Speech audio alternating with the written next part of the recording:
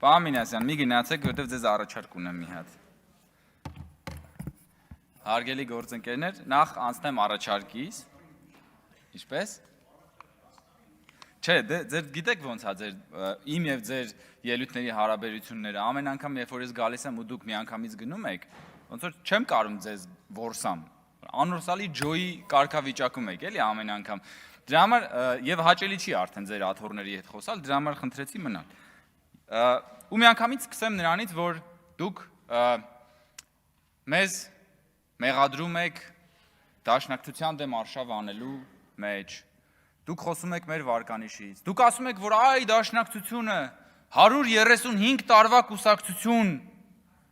մի հզոր կուսակցություն քաղաքական դաշտի, ազգային արժեքների սյուներ։ Շատ լավ, ես առաջարկ ունեմ, պարոն Մինասյան, պարոն Խաչատրյան, հարգելի գործընկերներ։ Եթե այդպես է, ուրեմն մենակով գնացեք ընտրություններին։ Կարաք։ Դաշնակցությունը, 135-ամյա դաշնակցությունը առաջարկում եմ մենակով գնա ընտրության։ Ոնց դուք ասելիք չունեք մեր ժողովրդին։ Բա 135-ամյա դաշնակցությունը, բա 135-ամյա դաշնակցությունը կգնա կմտնի 71-ամյա Քոչարյանի թևի տակ։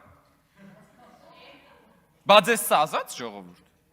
Բա դուրս եկեք այդ թևի տակից։ Բա որպես 135-ամյա կուսակցություն մի հատ ձեր խոսքը ասեք, ձեր ասելիքը մի հատ ասեք, ժողովուրդ։ Ամեն անգամ գալիս ասում եք մենք 135-ամյա կուսակցությունը, կամ ինչ կապ ունի Ռոբերտ Քոչարյանը դաշնակցության հետ, ժողովուրդ։ Դուք սոցիալիստական ուժ եք։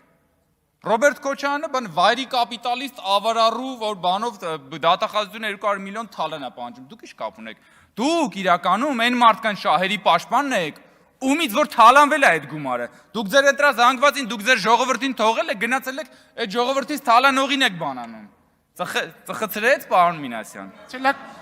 գնաց եւի քննարկի առանցին հանդես գալու։ Ինձ ասեց որ գնում է ծխի։ Ինձ ասեց որ գնում է ծխի։ Պարոն Մինասյանը ասում, հա այնտեղ SMS գրեց, ասեց մի հատ զանգեք դուրս գամ։ Պարոն Մինասյանը ասում է Աստծուց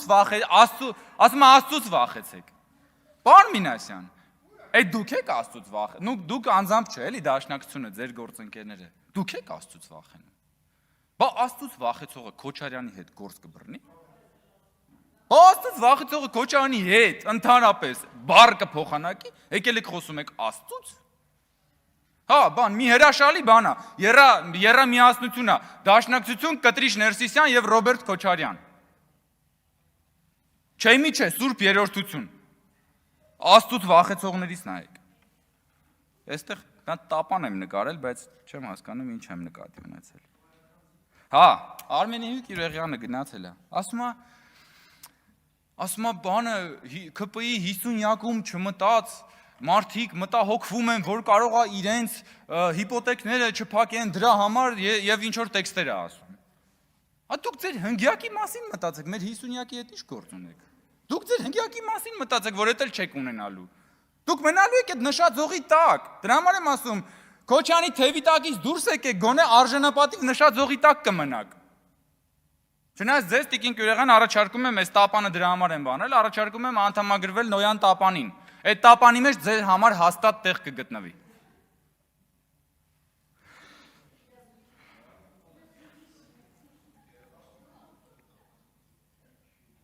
Եթե 37 թիվն է, գալիս եք անդադ մեզ մեղադրում եք 37 թիվ անելու համար։ Հետո գալիս եք այս ամբյոնից ասում եք, որ այս բիրտ իշխանությունը ցանկացավ աշխատանքից ազատել բանի քաղաքական բանի Ժաննա Դարկի հորը, բայց չկարողացավ։ Բա 37 թվին ուզենային որևէ ընդդիմադիրի հոր աշխատանքից ազատեն ու չկարողանան։ Կարող է աշխատանքից ազատեն միամտաբար հայտնվել բանում, համակենտրոնացման ճամբարներում։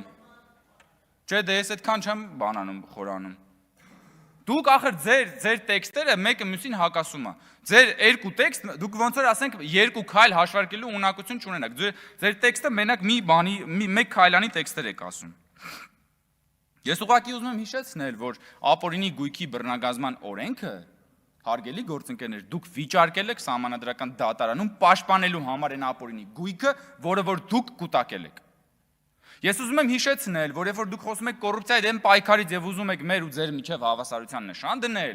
ես ուզում եմ հիշեցնել, որ Հայաստանում ստեղծվել էր կոռուպցիայի դեմ պայքարի խորհուրդ, որի ղեկավարը ոչ ավել, ոչ պակաս Հովիկ Աբրահամյանն էր, որը այսօր մեղադրվում է ապօրինի գույքի բռնագազման օրենքով, երևի ամենաշատ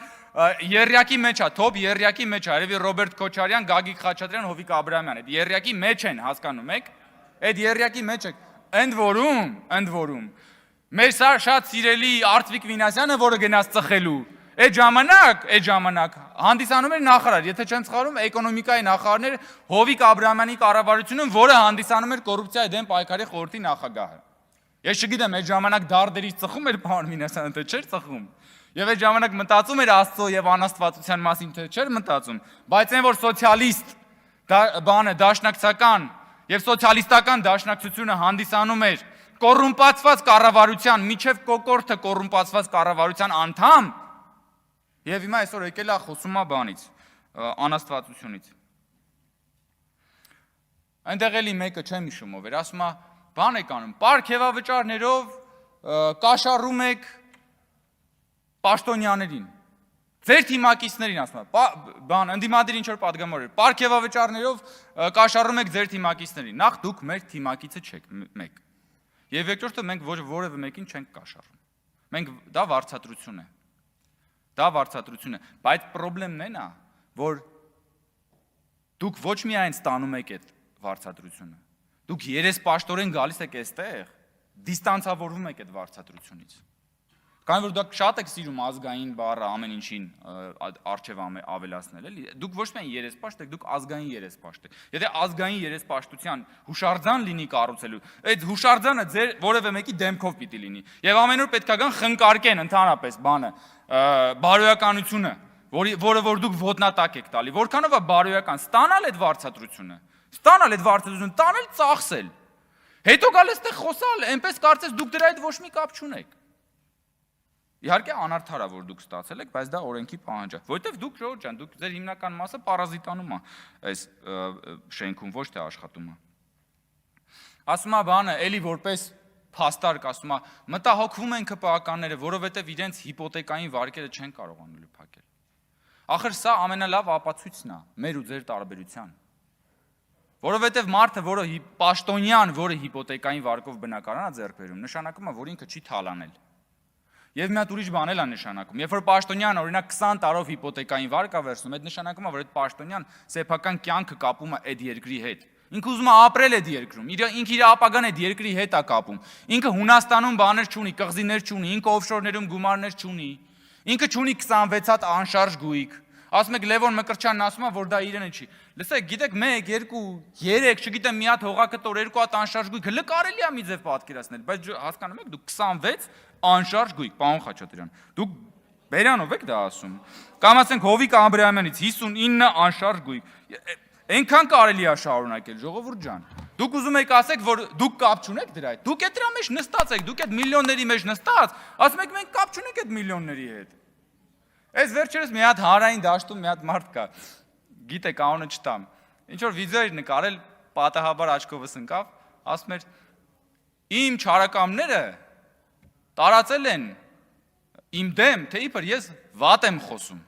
ու ինքը դա վատ էր ասում, հասկանում եք, վատ խոսալով էր այդ բանն ասում, հիմա ձերն այդ որ դուք գալիս եք և ասում եք, որ այ ձեզ հետապնդում են, որ դուք կոռումպացված չեք, դուք այդ կոռուպցիայի մեջ նստած եք ժողովուրդ, դուք այդ կոռուպցիայի փաստաբաններն եք, դուք սատանայի փաստաբաններն եք, հասկանում եք, հարգելի գործընկերներ, որ այդ բանն էլ օրենքներն էլ տանում եք սահմանադրական դատարան փորձելով վիճարկել։ Կամ մի հատ ուրիշ բանի վրա եմ ես ուզում ձեր ուշադրությունը հրավիրել։ 2025 թվականի առաջին կիսամյակի բանով, տվյալներով, 2018 թվականի համեմատ Հայաստանի պետական բյուջեի եկամուտները ավելացել են, մենակ առաջին կիսամյակով 2 միլիարդ դոլարով։ Տարեկան կտրվածքով մոտ 5 միլիարդ դոլար է։ Այդ 5 միլիարդը ինչ է, այդ 5 միլիարդն էլ է չթալանվա, այդ 5 միլիարդը ձեր չթալանածն է ժողովուրդ, այդ 5 միլիարդը Ռոբերտ Քոչյանի 200 միլիոնն է, որը չի թալանվել, այդ 5 միլիարդը նույն Հովիկ Աբրահամյանի դղյակներն են, այդ 5 միլիարդը Լևոն Մկրտչյանի